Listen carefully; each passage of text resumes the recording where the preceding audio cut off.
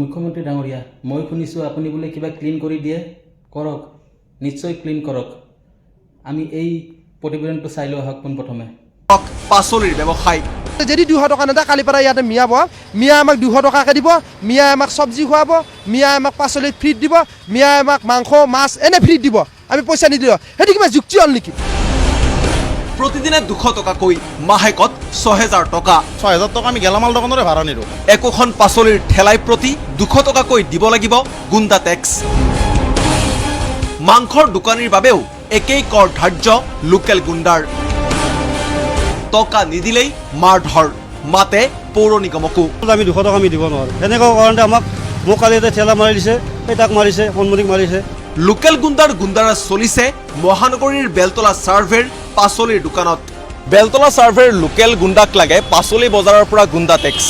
Local গুণ্ডাৰ উৎপাতত 6 mile ব্ৰিজৰ তলত বহা মিয়া বেপাৰীবিলাকক ক্লিন নকৰি মুখ্যমন্ত্ৰী এইবোৰ লোকেল গুণ্ডাক ক্লিন কৰক।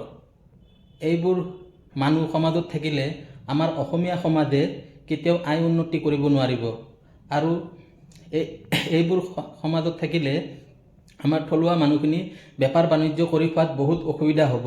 গতিকে মুখ্যমন্ত্ৰী আপুনি ক্লিন কৰক, নিশ্চয় এইবোৰ লোকেল গুণ্ডাক ক্লিন কৰক। দিনটোত ৰ'দ বতাহ বৰষুণত দিনটোত কিমান টকা উপাৰ্জন কৰে? মাত্ৰ 500 বা 600। তাৰ পৰাও যদি 200 টকা যদি গুণ্ডা টেক্স হিচাপে দিব লাগে, দিনটোত থাকিল কি? তাৰ ওপৰত মূল্য বৃদ্ধি 400 টকা বা 500 টকাত এটা পৰিয়ালক পোহপাল দিয়াটো যথেষ্ট কষ্টকৰ। গতিকে মুখ্যমন্ত্ৰী আপুনি ক্লিন কৰক, এইবোৰকহে ক্লিন কৰক। এইবোৰ ক্লিন কৰিলে সমাজখন গঢ়ি উঠাত সুবিধা হ'ব। গতিকে আৰু আমাৰ পুলিচ প্ৰশাসনে কি কৰি আছে? পুলিচ প্ৰশাসনে নাকত তেল দি শুই আছে না হাতত হাত দি বহি আছে? পুলিচ প্ৰশাসনে যদি অকণমান সহায় কৰিলহেঁতেন, আমাৰ থলুৱা ভাই বন্ধুসকলৰ ইমান কষ্ট নহ'লহেঁতেন।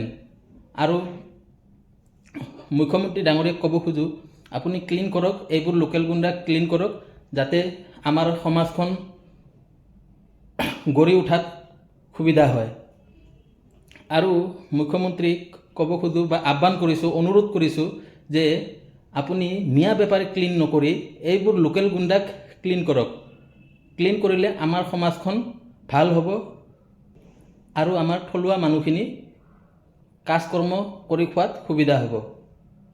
মুখ্যমন্ত্ৰীক আমি অনুৰোধ কৰিছোঁ যেন এই লোকেল গুণ্ডাবোৰক ক্লিন কৰক। আজিলৈ ইমানতে আৰু জয় আই অসম।